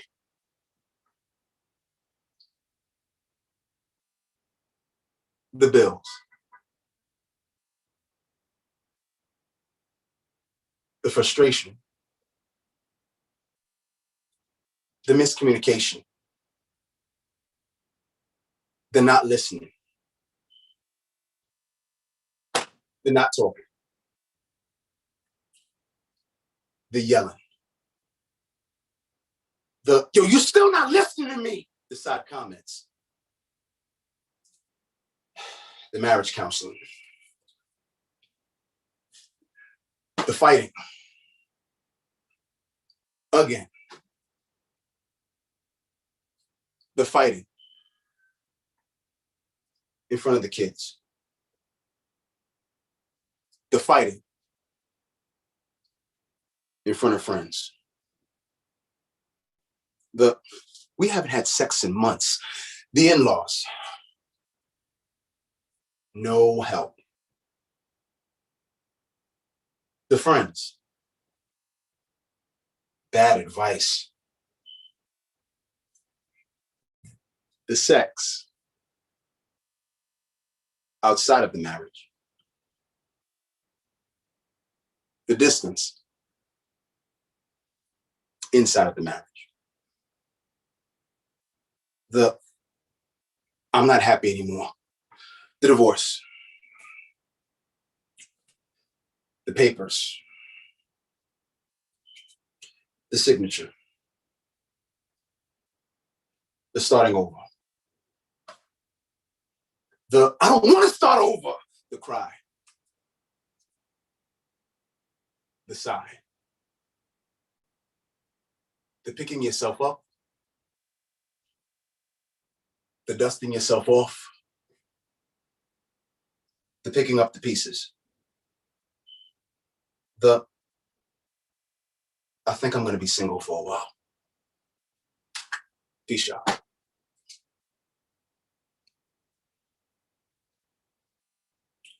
D-Bird, I'm good. I don't mean You're like a fucking amazing. You shut your beautiful face and give us another poem so that I can get another shot of whiskey.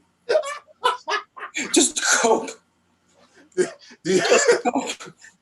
I mean, I could be up here all night. Just let me, whatever. I'll just keep on going. 3 hours later.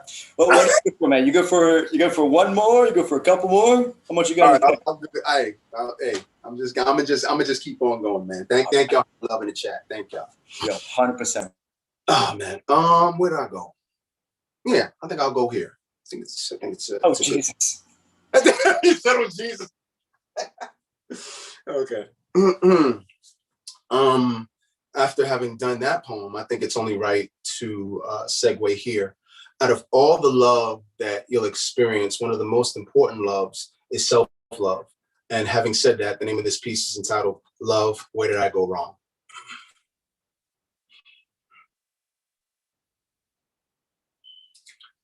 My mother told me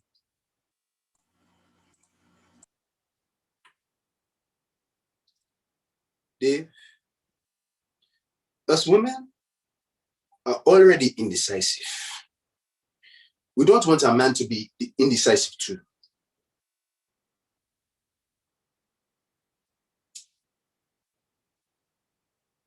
Dave, us women don't like to tell you things all the time. Sometimes we want you to figure it out.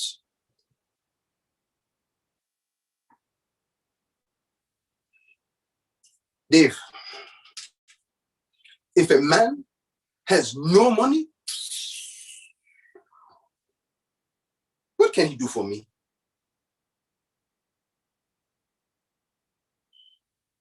Relationships to me have always been from a woman's point of view, but I never viewed what it is that I wanted.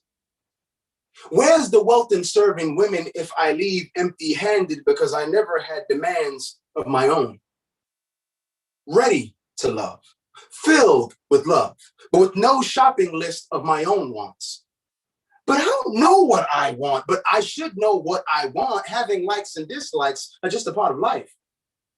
Relationships are two people serving each other, not just her waiting to be served and me being a waiter. Masculinity can detach when sewn by female tailors. Women wiring men can lead to crossed wires. And if he's a people pleaser, he'll do all that he can to be a knight in shining armor, but forget that he's just a man. He'll try to save a maiden that doesn't want to be saved, or save a non-maiden that doesn't appreciate. He'll treat his woman like a queen, but neglect that he's a king. Put her up on a pedestal, but not demand the same thing. He'll do all he can to please his woman and receive less than what's given.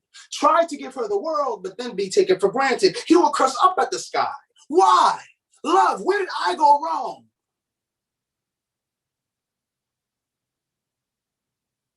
And the sky will reply back. You added her without adding yourself. And that always equals alone. Peace, man.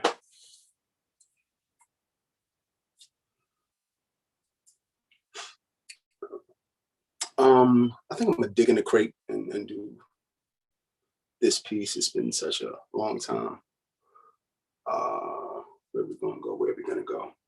Yeah, I'll go there.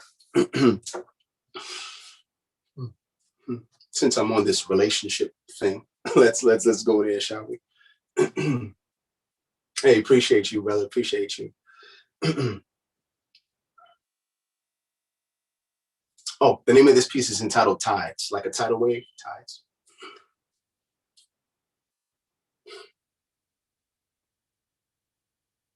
She was married. And I had no business being there. But when loneliness takes priority over common sense, you make desperately seeking Susan decisions. You compromise. You put your better judgment on the shelf. You tell it to shut up because you got this. You want this. You need this. Sex is you. Sex, you must do. The world's favorite pastime, baseball, take a back seat. I'm the driver here, and my loneliness needs addressing. Lick the stamp. Send the envelope. I know that she's not mine. I'm just renting her for some time. Hey, yo, relax. I'll give her back. I just want to take her for a spin. Take her for a joyride, but I'm familiar with this sin. Once upon a time, I was the one on the opposite end, innocent to the hurt. Now claiming that all urges reign supreme in this game of love and everybody else is doing it. So let's pretend that our only loyalty is to our needs at this moment. Let's pretend that the vows that you made to your husband right now are not important. Let's pretend that guilt won't stab both our hearts with oversized toothpicks, evict us from the Garden of Eden, remove us of our privileges, shake our moral compasses, unstable our consciences, remind us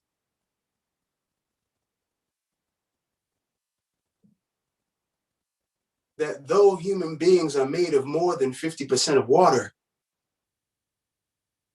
that we should both know better than to get swept away with the tides.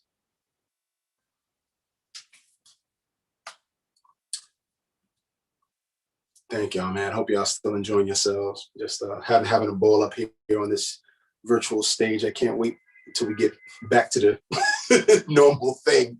I think, yeah, I'll go here. It's been a while. I don't know how many fans there are of Nina Simone, but there's a real old piece, but I'm gonna rehash it. It's been a while. Out of all the songs, I should say, that she's written and performed, one of my favorites is a piece entitled For Women. And if you've never heard the song before, it's about 4 different African-American women from 4 different social backgrounds. But the one thing that keeps them all connected is the fact that they're Black living in America. I love that song so much. I decided to write a piece as a tribute to it. And I hope that everyone listens with open hearts and open minds. And the name of this piece is entitled For Men.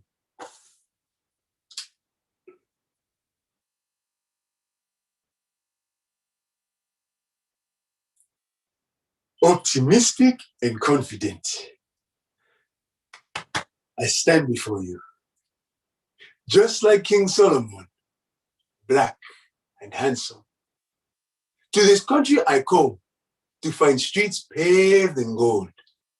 But those who look like me, born in this country, I am always told, yo, why you talk like that? Why you dress like that? You'll find the next flight to Africa and head right back. Around my neck is the cross from my Lord and Savior. In my hand, the Bible. Occupation, taxi driver. For 20 hours a day I work, and I sleep only for 4, with a limited education that is the best I can do without a green card. If ever you are in the city and you need someone to drive you, please keep your eyes open for this bald-head African, Tumba Kamara. Pleased to meet you.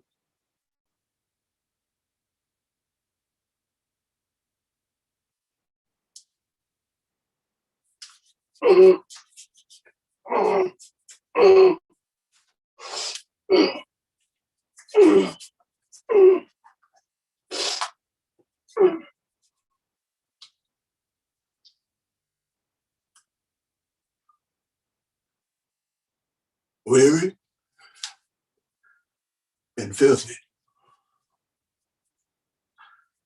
I stand before you. Dreads down to my sleeves. Dark brown is my hue. In my hand, leftover egg roll from a Chinese food container. Your subway car is my tenement house. Occupation, panhandler. When I enter my house, others choose not to sit next to me. In my back pocket, picture of my 2 kids that I'm no longer allowed to see. Who, me? Well, I'm that brother that y'all ignore by persistence and neglect that I exist. And I'm the minority of the minority that you forget when you take the sentences. Around my neck are fleas that I gather from my trash collecting. And in my mouth, missing teeth, a constant reminder of my cocaine addiction. Many say I should go to rehab, but at this point, I think that's overdue. What do they call me on the street? Well, I'm Old Man Johnson. Can you spare some money for food?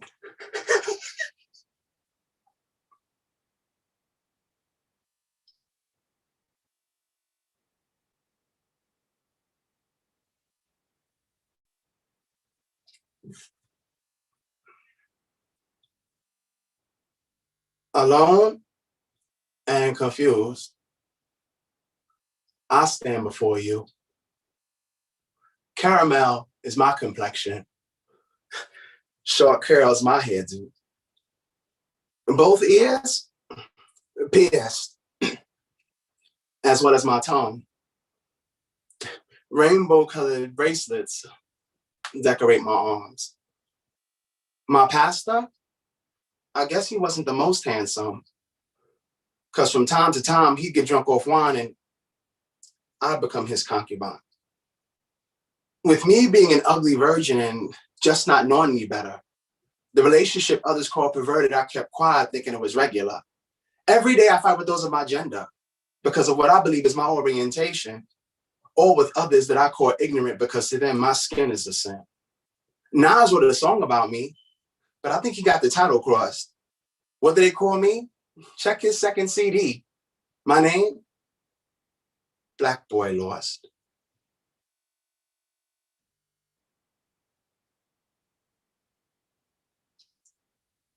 Ignorant and proud, I stand before you. Just like a samurai killing myself so you won't get a chance to. My hair is in cornrows. My skin color is high yellow. My view on life, a tattoo on my neck that spells out FTW. Instead of going to school, I spend my semesters in and out of the system. From juvenile hall to group home, and don't tell them when I'm going to prison. Music videos, posters, and peer pressure is out of my culture. In America, being an African is inferior, so I choose to be called a nigga. Selling weed and robbery, that's how I make my money. Instead of my neighborhood having my back, they call the cops on me. I got me 5 kids from 4 different baby mothers. My pops wasn't there for me, so I ain't gonna break the chain neither. Now take a real good look. You done seen me before. I'm probably one of your kids. What do they call me? I'm America's nightmare. Another Black statistic.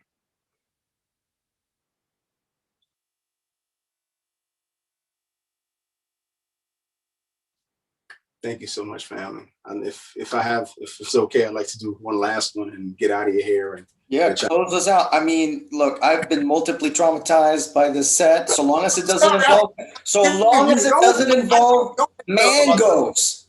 Promise me there won't be mangoes in that last poem. I gave you no disclaimer about trigger warnings. I apologize. These are different times we're in. I apologize. This last one, maybe. Well, I've never had any feedback on it being a trigger warning. But what I will say for this last piece is that this pandemic has put a lot of us in a different headspace. We've spent a lot of time with ourselves, thinking about our shortcomings, our fallacies, our things that we need to work on, and no one's perfect. But I hope that this piece inspires you as it does me every time I do it. And the name of this piece is simply entitled Fear.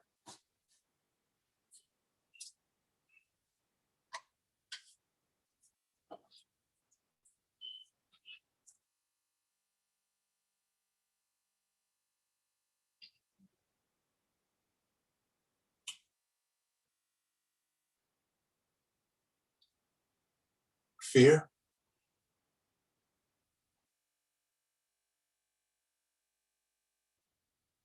You are a stifler, a burden, a bully.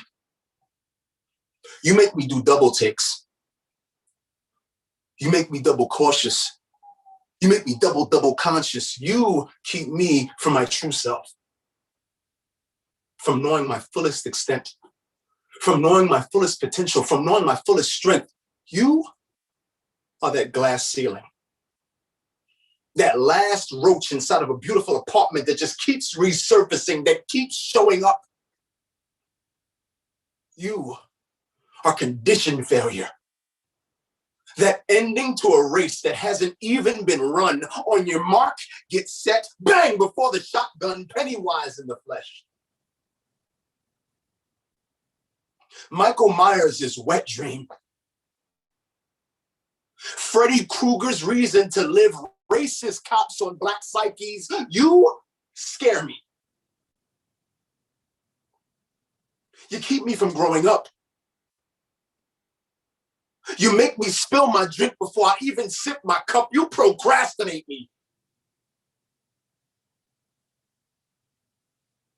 You keep me from making phone calls. You keep me from seeking help because depression is more comfortable. You are loneliness.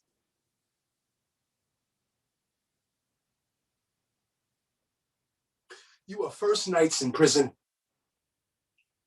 First days in the showers, 14 days in solitary. You consume my hours, ambition turned backwards.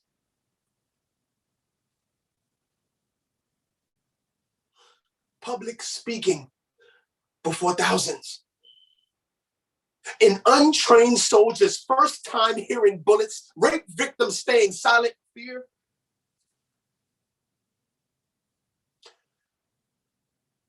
I've thought about it.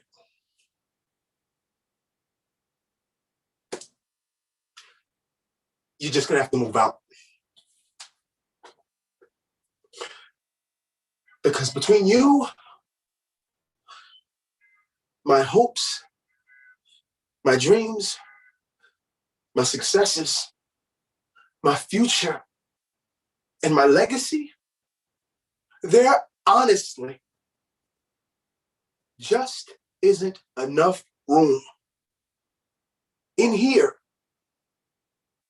for all of us. Thank you, family. Thank y'all for welcoming me. Love y'all.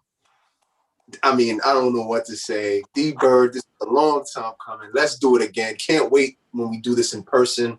If you like what you heard, please support Cash App DBlackBX. Please support the book. 2 lovely poems. Fear is in this anthology. Please support my DVD, Moments of Clarity. Either one, I'm sure that you'll enjoy. Thank you so much, man. Appreciate y'all. Thank you, and thank you.